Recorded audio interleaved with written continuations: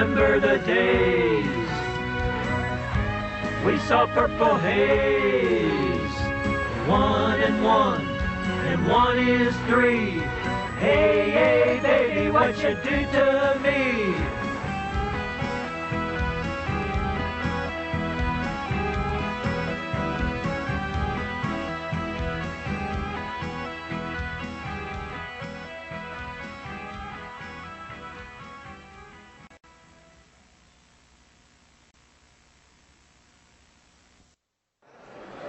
Good evening, and welcome to Louisville Late Night. This evening, we're in the lovely Clifton Center in the Cranston Hill neighborhood. And this evening, we're here as a kind of relish of America, that the spirit of America is still alive, and that one thing we do in America is we look at things from many different views.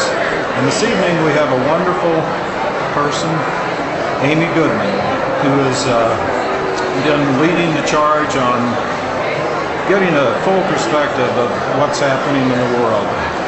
She's a true leader and a wonderful person, and we can't wait to hear what she says.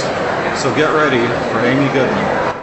Once again, in introducing this video, which I have seen, which will not exactly keep you in the derby festive spirit, but it's very important, as is what Amy has to say. So thank you for being here tonight, and enjoy the program.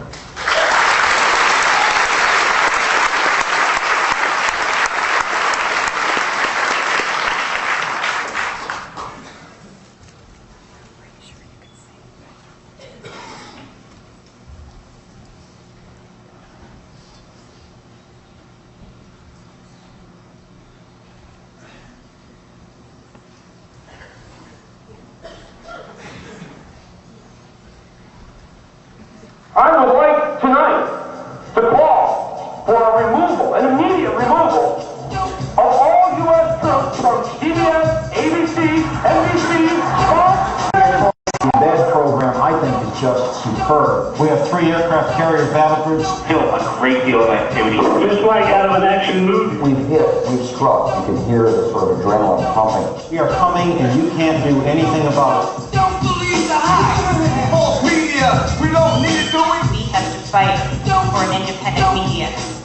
She's a journalist. She's the host of Democracy My name Now! is Amy Goodman. Who do you represent? Democracy Now! What most media outlets did not report. Civilian toll is an afterthought in all of this. You can keep the Pentagon. With no more. Millions of people out on the street. You can keep the propaganda. And we say it is not in our name. Keep each and every TV that's been trying to convince me to participate in some prep school punk's plan to perpetuate retribution. Thank you very much for joining us. Don't believe the hype. The media are among the most powerful institutions on earth because they're not only among the wealthiest, but they're the way the whole world views us and we view each other. The other morning I was invited on a commercial radio station, a little bit of a shock jockey station for a few minutes after the statue of Saddam Hussein was pulled down by the US Marines in Baghdad. One of their first questions was, how do you feel now? They also asked me about what I think of the torture rooms that were found. In talking about the torture rooms, I could only think about how important it was to be aware of what torture is, how horrific it is, whether Saddam Hussein does it, that military tyrant who was shored up by the United States for so long, or the fact that now there is an actually acceptable debate in this country, in the mainstream media, about whether the U.S. should torture people to get information, and if the U.S. doesn't do it, for example, those at Guantanamo Bay, those at Bagram Air Base in Afghanistan, isn't it okay to send them to countries that do engage in torture? I thought those torture chambers of Saddam Hussein are a very important lesson to all of us about what is not acceptable in a civilized society. Neither here nor there. There was a piece in the Wall Street Journal the other day about the difference between CNN and CNN International, two different networks owned by the same company. And they talked about the difference on that day, the day that the statue was pulled down.